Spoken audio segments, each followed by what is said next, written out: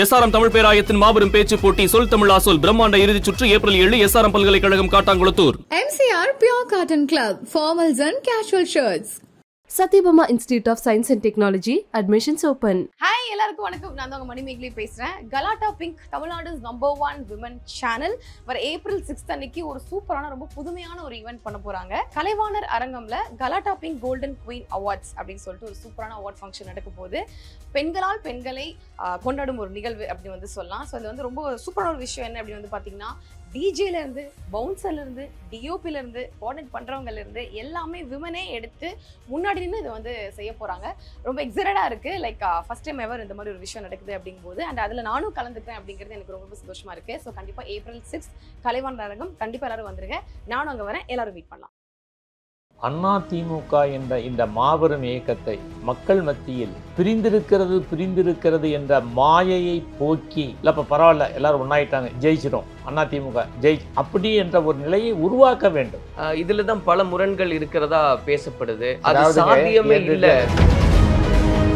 ஒற்றுமையுடன் இருக்க வேண்டும், கட்சி ஒற்றுமை ஆயிடுச்சு அப்படிங்கிற ஒரு செய்தி வெளியே வந்தால் இந்த கட்சிக்கு 10% கூடுதலாக ஓட்டு கிடைக்கும். அல்லது கோபித்து கொண்டு ஒதுங்கி இருப்பவர்கள் என அனைவரையும் ஒன்று சேர்த்தல் என்பது கட்சியின் நலனுக்காக, தொண்டனினுடைய விருப்பத்திற்காக, பொதுமக்களிடத்தில் இழந்த செல்வாக்கை பெறுவதற்காக அதை எப்படி தீர்வு காணுவது என்பதை பற்றி தலைவர்கள் சிந்திக்க வேண்டும். அவ்வளவுதான். அதுதான் சாத்தியமா? அது நடக்காது. அப்படி என்றால் அதிமுக பிளவுபட்ட கட்சி என்றுதானே பேசப்படும். ஆனா மூன்றாவது ஒரு பாயிண்ட் சொல்றீங்க, பாஜகவுடனான ஒரு கூட்டணி அப்படின்றது. பாஜகவோட கூட்டணியில் இருந்ததுனாலதான் நம்ம தோல்வியை சந்திக்க நேர்ந்தது அப்படின்ற கருத்துக்கெல்லாம் பேச. எவ்வளவு வலிமையான ஒரு இடங்களை பிடித்தோம், அதற்கு பிஜேபி கூட்டணி தானே காரணம். ஆனா ஜெயிக்க முடியலையே. ஒரு அதிமுக தொண்டன் எங்களுடைய கட்சிக்கு அவ்வளவு பலம் இருக்கே, நாங்க தனிச்சே நாங்க வந்து பார்த்தோமே, 10 முறை பார்த்துட்டோமே தேர்தலில், தொடர்ந்து 10 முறை பார்த்துட்டோம்ல. அப்ப இந்த கட்சியை தோக்கடிக்கணுங்கிறதா உங்களுடைய எண்ணமா? அப்படின்னா நீங்க அதிமுக தொண்ட ஒருத்தன் அப்படி நினைப்பானா? அப்ப தொடர் தோல்விகளை சந்திக்குது. இப்போ இருக்கக்கூடிய தலைமை சரியில்லை. இதுல ஒரு நோக்கம் இருக்கான்றதும் ஒரு கேள்வியா வைக்கிறாங்க இல்லையா? சைத துரைசாமி இந்த கட்சியினுடைய முதல் தியாகி. நான் எந்த அரசியல் கட்சியில் சேர்ந்தாலும் பெரிய பதவியை பெற முடியுமா? முடியாதா? முடியும்.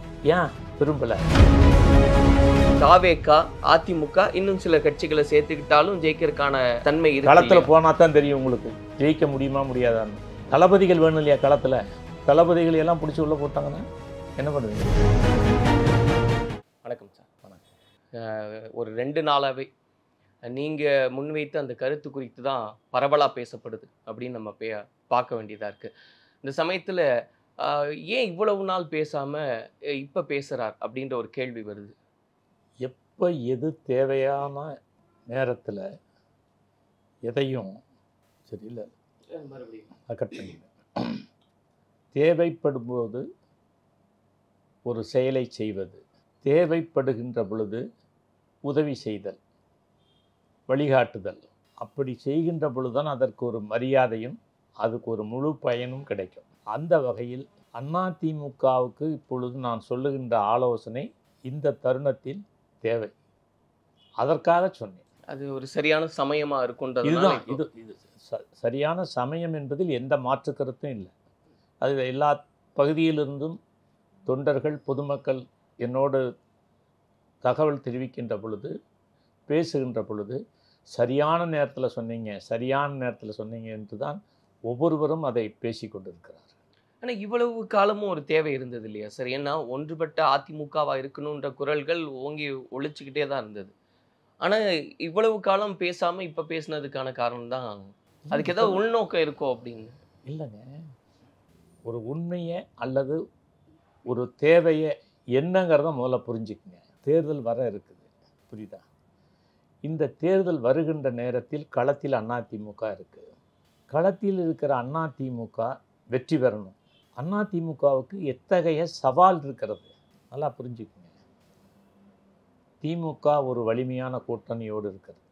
தாவேகா அவர் விஜய் அவர்கள் ஆளுமை, திரை ஆளுமை அதோடு நிற்கிறார். சீமான் அவருடைய பேச்சாளுமை இன்றைய அரசியலில் முதலிடத்தில் இருக்கிறது. இளைஞர் பட்டாளம் இருக்கிறது. இப்படி இந்த ஆளுமைகளை எல்லாம், இந்த சூழலை எல்லாம் நாம் சந்திக்கின்ற பொழுது அதிமுக என்ற இந்த மாபெரும் இயக்கத்தை மக்கள் மத்தியில் பிரிந்திருக்கிறது என்ற மாயையை போக்கி அதிமுக இப்போ என்ன வரும் செய்தி, இல்லை இப்போ பரவாயில்ல எல்லாரும் ஒன்றாயிட்டாங்க, ஜெயிச்சிடும், அதிமுக அப்படி என்ற ஒரு நிலையை உருவாக்க வேண்டும். அரசியலில் ஒரு நொடி பொழுதும் நிலைகள் மாறலாம், சூழ்நிலைகள் மாறலாம். அது என்ன சொன்னாங்க, ட்ரெண்டிங்கிறாங்க இல்லையா, அது மாதிரி. அப்படி இந்த நிலையை மாற்றி வெற்றி பாதைக்கு அழைத்து செல்ல என்ன செய்ய வேண்டும்? இப்போது இத்தகைய சூழலில் அதிமுகவை வெற்றி பாதைக்கு அழைத்து செல்வதென்றால் என்ன செய்யணும்? அதுதான் நான் சொன்னேன். தேவையான நேரத்தில் தேவையான ஆலோசனை, எதிர்பார்ப்பு, கோரிக்கை எப்படி வேணாலும் வச்சுக்கலாம். இதை நான் சொல்லியிருக்கேன். இதற்கு நீங்கள் உங்களுடைய பார்வை, ஊடகங்களினுடைய பார்வை அது வேறு மாதிரியாக இருக்கிறது. நான் ஒரு எம்ஜிஆரின் தொண்டன். இந்த கட்சி உருவாவதற்கு நான் தான் காரணம். அது தெரியுமா உங்களுக்கு? தெரியாது. முதல்ல அதை சொல்லுங்கள். அதிமுக உருவாவதற்கு 14 வயதிலிருந்து நான் எம்ஜிஆருடைய கரம் பற்றி, உன்னை அறிந்தால் நீ உன்னை அறிந்தால் தர்மம் தலைகாக்கும் தக்க சமயத்தில் உயிர் காக்கும், இந்த 2 பாடல்களுடைய வரிகளை பின்பற்றி நான் என்னுடைய அரசியல் பயணத்தில் பயணித்து கொண்டிருக்கிறேன். புரட்சித் தலைவர் சொன்னார், எனக்கு 73ஆம் ஆண்டு அறிவுரை, பொது வாழ்க்கையானாலும் தனி வாழ்க்கையானாலும் சேவையை பிரதானப்படுத்திய வாழ்க்கையை அமைத்துக்கொள். சரி, இப்போ ஒரு 3 பாயிண்ட்ஸை நீங்கள் வந்து முன் வைக்கிறீங்க, இதெல்லாம் வந்து செய்யணும். அதில் முதல் பாயிண்ட் அப்படின்றது வந்து எம்ஜிஆர் அவர்களுடைய படங்களை வந்து எல்லா இடத்துலையும் நீங்கள் நிலைநிறுத்தணும் அப்படின்ற கருத்துக்களை முதன்மைப்படுத்தணும். எஸ், அதை செய்கிறது இல்லை அப்படின்னு நினைக்கிறீங்களா? நீங்கள் சொல்லுங்கள். இதுக்கு நான் சொன்னதில் என்னங்க ஒன்று, நீங்கள் நான் பிரமாதமாக தலைவர் படம் எங்கே பார்த்தாலும் வச்சுக்கிட்டு இருக்கிறாங்க, எல்லா தலைவரை பற்றி பேசிகிட்டு இருக்கிறாங்க, இப்படி ஒன்று சொல்லி நீங்கள் சொல்லி என்ன கேளுங்க. நான் சொல்லி இருக்கிறது தவறா சரியான்னு சொல்லுங்கள். இல்லை, தவறுன்னு சொல்ல சார், இல்லை செய்கிறாங்க இல்லையா? நான் கேட்குறது நீங்கள் சொல்லுங்கன்னு கேட்குறேன். நான் இல்லை, நீங்கள் சொன்ன கருத்து தவறு இல்லை, ஆனால் அதை வந்து அந்த அளவுக்கு அவங்க வீரியமாக எடுத்து செய்கிறது இல்லைன்ற எண்ணத்தின் வெளிப்பாடாது. பத்தாதுன்னு சொல்கிறேன். இப்போ செய்வது பத்தாது. யார் அது? தமிழ்நாட்டின் மூலதனம், அதிமுகவின் மூலதனம், புரட்சி தலைவர் எம்ஜிஆர் ஒரு சரித்திரம். அந்த சரித்திரத்தை பற்றி எல்லோரும் வளரும் தலைமுறை தெரிந்து கொள்ள வேண்டுமென்றால் அவரை பற்றிய இப்போ நான் சொன்னதுக்கப்புறம் உங்களுக்கு தெரியுமில்ல, இப்படி ஒரு கட்சியை விட்டு நீக்கியதற்காக இப்படி ஒரு கிளர்ச்சி எங்கேயாவது நடந்திருக்கா இந்தியாவில்? அப்போ எப்படிப்பட்ட மாமனிதன், ஏன் அந்த செல்வாக்கு எப்படி ஏற்பட்டது, அவருடைய திரைப்படங்கள் என்ன சொல்லுது இல்லையா? இதுதான், இதைத்தான் முதன்மைப்படுத்தணும். ஒன்றும் இல்லை. இன்றைய அரசியல் கட்சி நிலவரங்களில் ஏதாவது ஒரு கவர்ச்சி எல்லா கட்சிகளுக்கும் இருக்குது.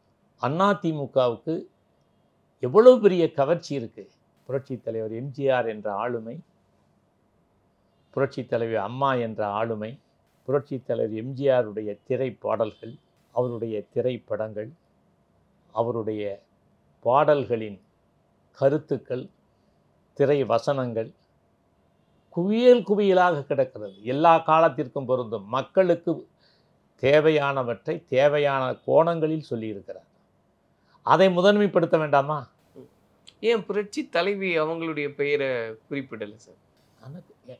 நான் யார் தெரியுமா? முதல்ல உங்களுக்கு சில விஷயங்கள் உங்களுக்கு இதெல்லாம் அதுதான் சொல்கிறேன். சில பேருக்காக நான் வந்து என்னென்னா சிலதெல்லாம் சொல்ல வேண்டிய நிலைமை ஏற்படுது.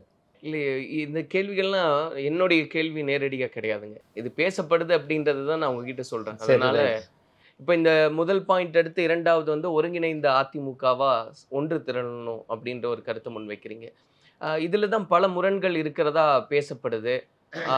அது சாத்தியமே இல்லை. இதாவது ஒன்று புரிஞ்சுக்கங்க. அடிமட்ட தொண்டனுக்கு இங்கே இருக்கிற பிரச்சனைகள் தெரியாது. அடிமட்ட தொண்டன் என்ன நினைக்கிறான் என்றால், பொதுமக்கள் என்ன நினைக்கிறார்கள் என்றால், என்னப்பா கட்சி உடஞ்சி போச்சு, சாமானியர்கள். அதனால் அந்த ஒரு மனச்சோர்வு, மனத்தளர்வு கட்சியின் மீது ஏற்படுகிறது. ஒற்றுமை ஆயிடுச்சுப்பா அப்படின்னா புதிய பலம் பெற்றதை போன்று வரும். இதுதான், அதாவது ஒற்றுமையுடன் இருக்க வேண்டும், கட்சி ஒற்றுமை ஆயிடுச்சு அப்படிங்கிற ஒரு செய்தி வெளியே வந்தால் இந்த கட்சிக்கு 10% கூடுதலாக ஓட்டு கிடைக்கும். கட்சி வெற்றியை பெறுவது உறுதி. நம்மோடு இணைந்து பணியாற்றியவர்கள், கட்சியிலே இருப்பவர்கள், நீக்கப்பட்டவர்கள் அல்லது கோபித்து கொண்டு ஒதுங்கி இருப்பவர்கள் என அனைவரையும் ஒன்று சேர்த்தல் என்பது கட்சியின் நலனுக்காக, தொண்டனினுடைய விருப்பத்திற்காக, பொதுமக்களிடத்தில் இழந்த செல்வாக்கை பெறுவதற்காக. புரியுதுங்களா? இது நான் சொல்லுவது என்பது தனிப்பட்ட யாருக்காகவும் அல்ல, இது கட்சியினுடைய நலனுக்காக. அதை எப்படி தீர்வு காணுவது என்பதை பற்றி தலைவர்கள் சிந்திக்க வேண்டும். அவ்வளவுதான். அதுதான் சாத்தியமா? அது நடக்காது. நடக்காது அப்படி என்றால் அதிமுக பிளவுபட்ட கட்சி என்று தானே பேசப்படும். பேசப்படுமா, பேசப்படாதா? அதனால் பலகீனம் ஏற்படுமா, ஏற்படாதா? அதைத்தான் நான் திரும்ப சொல்றேன். அப்படி ஒரு பலகீனம் ஏற்படுவதை தடுப்பதற்காக புரட்சி தலைவரும் புரட்சி தலைவி எத்தகைய நடைமுறையை கையாண்டார்கள், எத்தகைய நடைமுறையை கையாண்டார்கள் என்பதை ஆழ்ந்து சிந்தித்தால், கட்சியின் நலன் கருதி எடுக்கப்பட்ட அதுபோன்ற ஒரு முடிவுகளை எடுத்தால் கட்சி பலம் பெறும் என்றால் அதை செய்யலாமே. நான் சொல்ல புரியுதா உங்களுக்கு? எஸ்டிஎஸ் அண்ணனை விடவா ஒரு தலைமைக்கு எதிராக அப்படிப்பட்ட ஒரு நிலையை ஏற்படுத்தினார். அவரை வீடு தேடி போய் அழைத்து கட்சியில் சேர்த்தார். புரட்சி தலைவி அம்மா காளிமுத்தண்ணன் விமர்சிக்காத விமர்சனம் இல்லை. அவரை அழைத்து சபாநாயகராக பதவியில் அமர வைத்தார். அண்ணன் ஆரமி அவர்களை இணை பொதுச் செயலாளர், அமைச்சர். இப்படியெல்லாம் நீங்கள் பார்த்தால் கட்சி நலன் கருதி அவர்கள் இந்த 2 பேரும் ஆளுமையா இல்லையா? அப்ப அவர்களே இப்படிப்பட்ட ஒரு காரியத்தை செய்திருக்கிறார்கள் என்றால் நாம் ஏன் செய்யக்கூடாது என்ற சிந்தனையை அவர்களுடைய சிந்தனையில் பதிய வைக்கத்தான் இந்த வேண்டுகோள். முடிவு எப்படி வேண்டுமானால் எடுக்கட்டும். உங்களுடைய பார்வையில பேசி தீர்க்க முடியாத பிரச்சனைன்றது எதுவுமே இல்லை, இது பேசி தீர்க்கலாம். தீர்வு இல்லாத பிரச்சனை எதுங்க இருக்கு? எல்லா பிரச்சனைக்கும் தீர்வு உண்டு. அதாவது சுயநலத்தையும் தொண்டர்களின் நலனையும் கட்சியினுடைய நலனையும் ஒரு சேர சுயநலமில்லாத இந்த சிந்தனையை ஏற்படுத்தி கொண்டால் நிச்சயமாக நாம் எல்லாவற்றிலும் தீர்வு காண முடியும். இப்போ இந்த 2 முக்கியமான பாயிண்ட்ஸ் அப்படின்றது 1, 2 அப்படின்னு நம்ம பார்க்கும்போது இது எல்லாமே அதிமுகவினுடைய அந்த கடைநிலையில் இருக்கக்கூடிய தொண்டனுக்கான ஒரு விருப்பம், இது நடக்கணும்னு நினைக்கிறாங்க.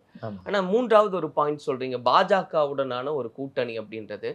ஏன்னா அவங்க ஏற்கனவே சொன்ன கருத்துக்கள் அப்படின்றது இது கடந்த காலங்களில் பாஜகவோட கூட்டணியில் இருந்ததுனால தான் நம்ம தோல்வியை சந்திக்க நேர்ந்தது அப்படின்ற கருத்துக்கெல்லாம் எப்ப தோல்வியை எப்ப சந்திச்சா? கடந்த தேர்தலில் ஆட்சியை பிடிக்க முடியாம போனது 21ல் எத்தனை இடங்கள் பெற்றோம்?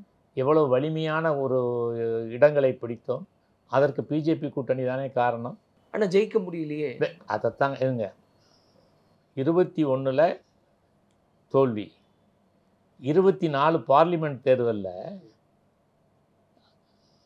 அதிமுகவுக்கும் பாஜக கூட்டணி 2 பிரிந்து நின்ற பொழுது 2 அணியும் பெற்ற வாக்குகளை நீங்கள் கூட்டி பார்த்தால் 26 நாடாளுமன்ற தொகுதிகளில் வெற்றி பெறத்தக்க வகையில் வாக்கு வங்கியை பெற்றிருக்கிறது என்று சொன்னால், அப்படின்றால் இந்த கூட்டணிக்கு மக்கள் செல்வாக்கு இருக்குதா இல்லையா?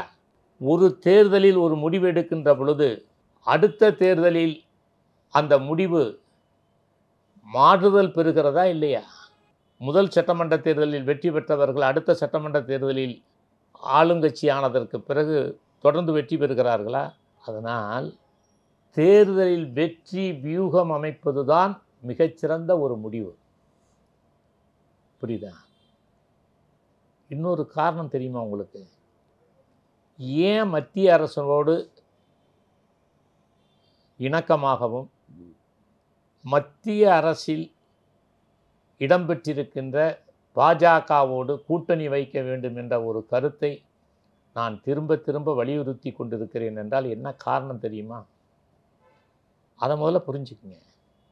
நான் பல தேர்தல்களில் 6-7 முறைக்கு மேல் தேர்தலில் நின்று வெற்றி பெற்றவன், தோல்வி அடைந்தவன். எனக்கு இருக்கிற அனுபவம், அந்த அனுபவத்தின் பிரதிபலிப்பாக நான் சொல்லுகிறேன். மத்திய பாஜகவினுடைய அதிகாரம் உள்ள அந்த கட்சியோடு நாம் கூட்டணி வைத்தால் இங்கே ஆளும் கட்சி அதிகார பலம், பணபலம், கூட்டணி பலம் என்று எல்லா பலத்தோடு இருக்கிற இந்த கட்சியை எதிர்ப்பதற்கு ஒரு பலமான கூட்டணி, அரசு, மத்திய அரசினுடைய அதிகாரம், கூட்டணி பலம், இவைகள் ஒரு சேர இருந்தால் அந்த தேர்தல் களம் எப்படி இருக்கும்? அதிகார பலத்தை ஆளுங்கட்சி, கூட்டணி பலம், பணபலம் உள்ள கட்சியை நாங்கள் எதிர்க்கிறோம் என்று சொல்லி அதிமுக தனியாக களத்திலே நின்றால் வெற்றி பெற முடியுமா? நீங்கள் அதாவது ஆய்வு செய்யாமலே பேசப்படுகின்ற கருத்துக்கள். பாஜகவினுடைய ஓட்டு வங்கி இருக்கா இல்லையா?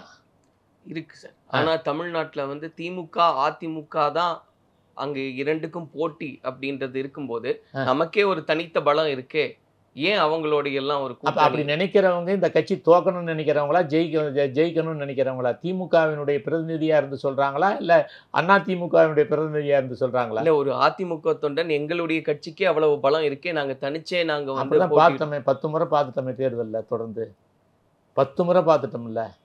அப்போ இந்த கட்சியை தோக்கடிக்கணுங்கிறதா உங்களுடைய எண்ணமா? அப்படின்னா நீங்கள் அதிமுகவா? அதிமுக தொண்டை ஒருத்தன் அப்படி நினைப்பானா? ஒரு அதிமுக தொண்டை ஜெயிக்கணும்னு பார்ப்பானா, தோக்கணும்னு பார்ப்பானா? ஜெயிக்கணும். அப்போ நீங்கள் சொல்கிற கருத்தின் அடிப்படையில் அதிமுக ஜெயிக்குமா, தோக்குமா? அப்போ தொடர் தோல்விகளை சந்திக்குது. இப்போ இருக்கக்கூடிய தலைமை சரியில்லை அப்படி நீங்கள் இந்த மாதிரி லீட் எடுத்து கேட்கக்கூடாது. நீங்க சொன்ன இல்லைங்க, இந்த மாதிரி லீட் எடுத்து கேட்கக்கூடாது. நான் சொன்னேன்னா தொடர்ந்து தோத்துருக்குல்ல சார். அதாங்க. அப்போ தொடர் தோல்வியை நாம் பெற்றிருக்கிறோம் என்றால் அதை மாற்றி அமைப்பதற்கு என்ன செய்ய வேண்டும்? அதுதான் மூலதனம் எம்ஜிஆர், இல்லை அதுதான் மூலதனம் புரட்சி தலைவி. புரியுதா? 2 ஆட்சியில் நடந்த நன்மைகள், புரட்சி தலைவருடைய தொடக்கம் முதல் இன்று வரை இருக்கின்ற அவருடைய திரைப்பாடல்கள், திரைப்படங்கள், அப்படி வாழ்ந்தவருடைய இயக்கம் அதிமுக. எங்கள் தலைவர் அவர் விரும்பிய ஆட்சியை நாங்கள் கொடுப்போம், அவர் மக்களுக்கு செய்த அதே பாணியில் நாங்களும் செய்வோம் என்று சொன்னால் அது எப்படி இருக்கும்? இதில் கவர்ச்சி இருக்கா இல்லையா? அப்படி என்றால் வாக்காளர்களை கவருவதற்கான என்னென்ன யுக்திகளை பின்பற்ற வேண்டும்? அதில் அதிமுகவின் மூலதனமே புரட்சி தலைவர் எம்ஜிஆர். புரட்சி தலைவர் எம்ஜிஆருக்கு அடுத்த போல் புரட்சி தலைவி அம்மா. இப்படி நீங்கள் வரிசைப்படுத்தி அதை முன்னிலைப்படுத்த வேண்டும். வெற்றிக்கான காரியங்களை செய்ய வேண்டும். அதிமுக வெற்றி பெற வேண்டும் என்கின்ற ஒரே நோக்கோடு எத்தனை ஆலோசனைகள் சொல்லப்படுகிறதோ அத்தனையும் ஏற்றுக்கொண்டு அந்த ஆலோசனைகளை எல்லாம் நடைமுறைப்படுத்த வேண்டும் என்ற உணர்வோடு கருத்துக்கள், கோரிக்கைகள் கவனத்தில் எடுத்துக்கொண்டு செயல்பட்டால் அது வெற்றியை தரும் என்ற எங்களை போன்ற இந்த அதிமுக தொடங்குவதற்கு காரணமாக இருந்த அதிமுகவின் முதல் தியாகி புரட்சி தலைவரால் சொல்லப்பட்டவன் சைதை துரைசாமி, நினைவில் வைத்துக் கொள்ளுங்கள். அதிமுகவின் பகத்சிங் புரட்சி தலைவரால் அழைக்கப்பட்டவன். எல்லாரும் பேசிக்கிட்டு இருக்கிறாங்களே. 1972ஆம் ஆண்டு டிசம்பர் மாதம் திமுக மேடையில் அன்றைக்கு முதலமைச்சர் கலைஞர் கருணாநிதி அவர்களுக்கு எலுமிச்சம்பழம் மாலை அணிவித்து, அதனால் அடிபட்டு உதைபட்டு சின்னாபின்னப்படுத்தப்பட்டு அதற்கு பிறகு 17 வழக்குகள், கொலை முயற்சி வழக்குகள், இப்படியெல்லாம் பெற்று இந்த இயக்கத்தை, அதிலே இந்த இயக்க வளர்ச்சிக்கு தொடர்ந்து பணியாற்றி கொண்டு எந்த பதவியும் இல்லாமல் இன்று வரை வாழ்ந்து கொண்டிருக்கின்ற ஒரு தொண்டன் இந்த கோரிக்கையை வைக்கிறேன் என்றால் இதில் ஏதாவது ஒரு ஆதாயம் இருக்கா? அதுல ஒரு நோக்கம் இருக்கான்றதும் ஒரு கேள்வியா வைக்கிறாங்க இல்லையா? அதான் அப்போ புரிதல் இல்லாத புரிதல் இல்லாமல் எழுப்பப்படுகின்ற கேள்வியை நெறியாளர்கள் முதலில் புரிந்து கொண்டு அந்த கேள்வியை கேட்கலாமா கேட்கக்கூடாதான்னு நினைக்கணும். இல்ல பொது இல்லை வெளியில நான் என்ன பேசுறாங்களோ இல்லை அதைத்தாங்க சொல்கிறேன். யார் சராசரி அரசியல்வாதிகளிடத்தில் நீங்கள் கேட்கலாம். நான் சராசரி அரசியல்வாதி அல்ல, புரியுதா? இந்த கட்சியினுடைய தியாகி, இந்த கட்சி நன்றாக இருக்க வேண்டும் என்று விரும்புகின்ற தொண்டன், அதிமுக என்ற மாபெரும் மக்கள் இயக்கம் தொடர்ந்து வெற்றியை பெற வேண்டும் என்று விரும்புகிறவன். இந்த கட்சி வெற்றி பெற வேண்டும் என்றால் என்ன செய்ய வேண்டும், எதை செய்யக்கூடாது? அதிமுக தனித்து நின்று நடைபெற்ற 2011 நாடாளுமன்ற உள்ளாட்சி மன்ற தேர்தலில் கிரேட்டர் சென்னையினுடைய மேயராக அதிமுக தனித்து நின்று 5,19,000 வாக்குகள் வித்தியாசத்தில் வெற்றி பெற்றேன் என்றால் மக்கள் மத்தியில் எத்தகைய நல்ல அபிப்பிராயம் என் மீது இருக்கிறது என்பதற்கெல்லாம் ஒரு சான்று. அதுல யாருமே மாற்று கருத்து இல்லை அதுதான். அப்போ நான் சொல்கிறேன்னா எதுக்காக சொல்லுவேன் சொல்லுங்கள். இல்ல அதிமுக வெற்றிக்காக தான் நீங்க பேசுறீங்க சார். அதுல அதை யாருமே இல்லைன்னு அதை சொல்லல. புரிஞ்சுக்கணுங்கிறதா முதல்ல நான் சொல்றது. அதை புரிஞ்சுக்கிட்டு கேள்வி கேளுங்க. சொல்ற மற்றவங்க எல்லாம் நினைக்கிறத மற்றவங்க உங்ககிட்ட வந்து நேரடியாக சொல்றத வச்சுக்கிட்டு பேசக்கூடாது. அவதூறுகளை கிளப்புகின்ற செயல்களை முன்னுரிமைப்படுத்தக்கூடாது. சைதை துரைசாமி இந்த கட்சியினுடைய முதல் தியாகி. பதவிகளே இல்லாமல் இன்று வரை இன்னைக்கு நான் கேட்குறேன், நான் எந்த அரசியல் கட்சியில் சேர்ந்தாலும் பெரிய பதவியை பெற முடியுமா முடியாதா? முடியும்.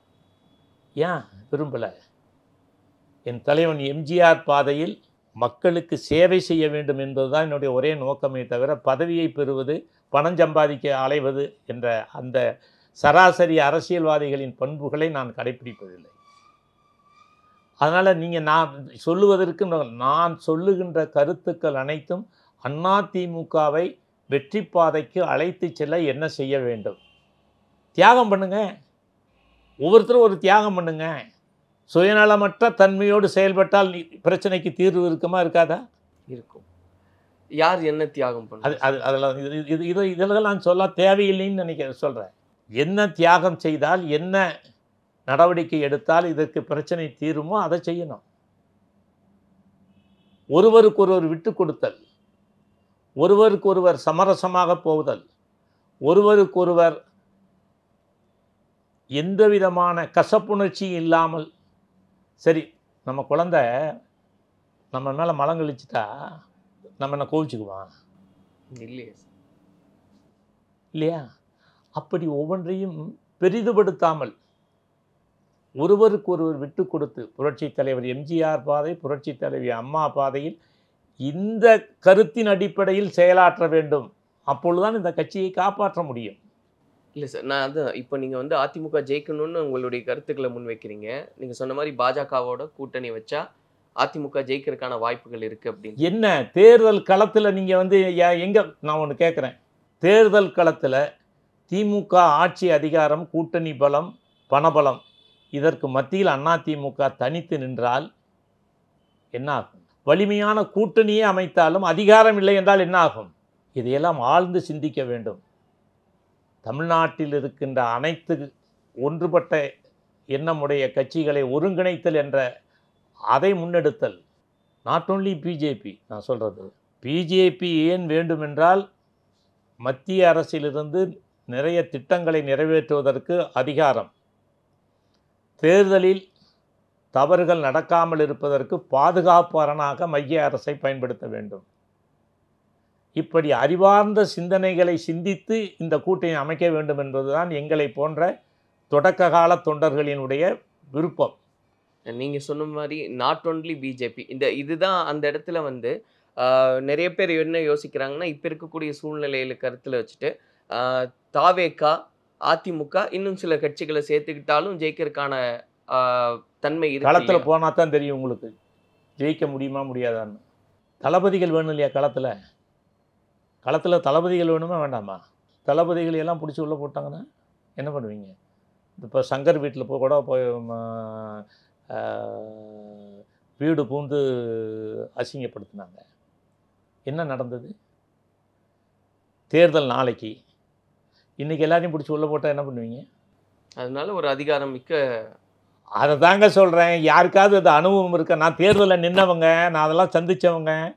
புரியுதா? ஏன் வேணுங்கிறத முதல்ல புரிஞ்சுக்குங்க. எத்தனை கூட்டணிகள் இருந்தாலும் அதிகார மையம் நமக்கு அரணாக இருக்க வேண்டும். அட்டூழியங்கள் செய்யாமல் தடுப்பதற்கு இன்னொரு அதிகார மையம் இருக்க வேண்டும். இதுதான் தேர்தல் சூத்திரம். உங்களுடைய அந்த ஒரு அறிக்கையில் ஒரு ஆலோசனையை முன்வைக்கிறதுக்கு சில தினங்களுக்கு முன்பு தான் வந்து டெல்லியில் அமித்ஷா அவர்களும் எடப்பாடி அவர்களும் சந்தித்தது நடந்தது. ஆனால் அவங்க வெளியே வந்து எடப்பாடி அவர்கள் வந்து கூட்டணி குறித்து எதுவுமே அவர் பேசலை. ஆனால் அதன் தொடர்ச்சியாக இந்த அறிக்கை அப்படின்னு பார்க்கும்போது ஒரு அழுத்தம் கொடுக்கணுன்றது விரும்புகிறீங்களா சார்? இது கொஞ்சம் குயிக்காக மூவ் பண்ணுங்க. அதுதான். இல்லை, மறுபடியும் நாங்கள் சந்திக்கலை, பார்க்கல, இப்போ கூட்டணி பேசி பேசலை, போனாங்க, பல்வேறு விதமான இது வருது இல்லையா? அப்படி வேண்டாம். நீங்கள் எடுத்த முடிவு நல்ல முடிவு. அந்த நல்ல முடிவை செயல்படுத்துங்க. அதற்கு வலிமை சேர்க்கிறேன். அதற்கான காரியங்களை சிந்திக்க வைக்கிறேன். அதை மனசில் வச்சுட்டு தான் இந்த அதுதான் கேட்குறேன் சார். ஏன்னா அது அந்த நிகழ்வுக்கு தொடர்ச்சியாக நீட்சியாக இந்த கருத்தை நான் சொல்கிறேன். நிறைவாக ஒரே ஒரு கேள்வி சார். இவ்வளவு கருத்துக்கள் சொல்லும்போது அதிமுக தான் எதிர்வரக்கூடிய காலத்தில் ஒரு நல்ல கூட்டணியோட ஆட்சி அமைக்கணும்னு சொல்லிட்டு நினச்சி அந்த விஷயங்களை சொல்கிறீங்க. இது எல்லாமே அப்படியே பிரதிபலிக்கும் அப்படின்றத எதிர்பார்க்குறீங்களா? நம்பிக்கை தான் வாழ்க்கை. நம்பிக்கை தான் வாழ்க்கை. அதனால் இப்போ நீங்கள் போய் இப்போ உங்க கேட்குறாங்க, மதியம் வர்றாங்க, சாயந்தரம் வர்றாங்கன்னு சொல்கிறீங்க. இதுக்குள்ளே நீங்கள் செத்து போயிட மாட்டீங்கன்னு என்ன ஆகும் அப்படின்னு நினச்சிங்கன்னா இப்படி சொல்லிட்டு வர முடியுமா? இல்லை வாழ்க்கை நிம்மதியாக இருக்குமா? அப்படியெல்லாம் இருக்கு. மரணம் என்று ஒன்று நமக்கு கண் முன்னாடி தெரிகிறது. விபத்தின் வாயிலாக வரலாம், நடந்த போது எப்படி வேணாலும் வரலாம். ஆனாலும் அது எனக்கு வராது, அந்த நிலை ஏற்படாதுங்கிற நம்பிக்கை தான் வாழ்க்கை. சொல்ல புரியுதா உங்களுக்கு? நம்பணும். நம்பி நட, பிறர் நம்ப நட.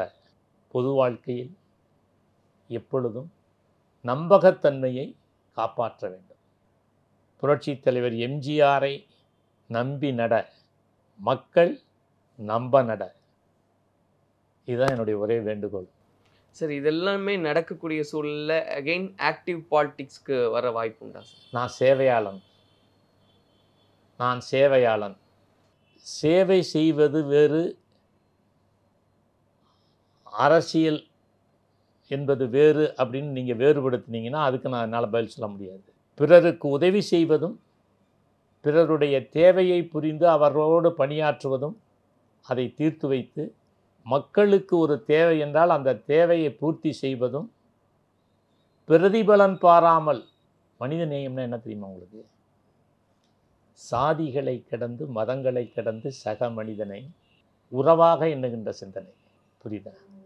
இப்போ நான் ஒன்று கேட்குறேன். அரசியலில் ஈடுபட்டால், பதவியை பெற்றால் இவ்வளவு பணிகளை செய்திருக்க முடியுமான்னு பாருங்கள். இன்றைக்கு மனித நேயம் ஏறத்தாழ 19 ஆண்டுகள் முடிந்து 20ஆம் ஆண்டு தொடங்கும் போது இதுவரையிலும்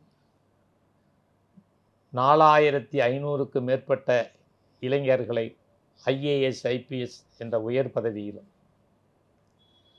40,000க்கு மேற்பட்டவர்களை மாநில மத்திய அரசுகளின் கடைநிலைகளில், அதாவது VOவிலிருந்து இப்படி பதவிகளிலும் அவர்கள் அமருவதற்கு மனிதநேயம் உதவி செய்திருக்கிறது என்று சொன்னால், இந்த சேவை 217 சாதிகளை சார்ந்த மாணவர்கள் பெற்றிருக்கிறார்கள் என்று சொன்னால், இது சேவையா?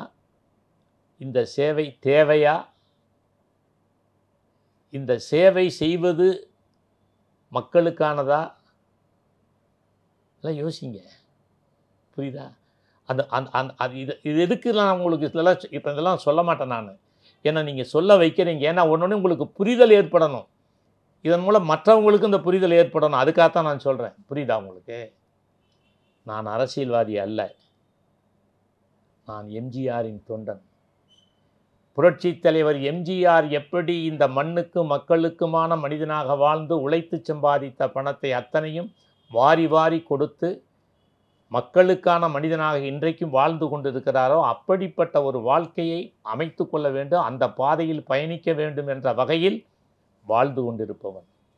சொல்வது எளிது, செயல்படுத்துவது கடினம்.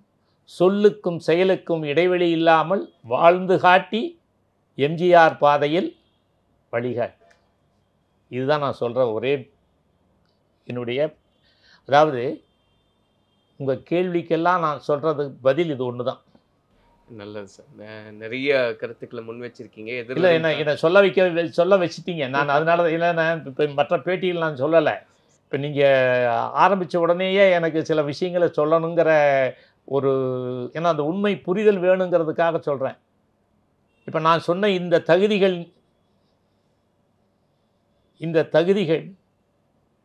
எப்படிப்பட்டது? எல்லாமே உயர்வானது. புரியுதா? பிரதிபலன் பாராமல் இத்தனை தியாகங்களையும் செய்து கொண்டு இந்த கட்சி நன்றாக இருக்க வேண்டும் என்று பணியாற்றி கொண்டிருப்பவன்.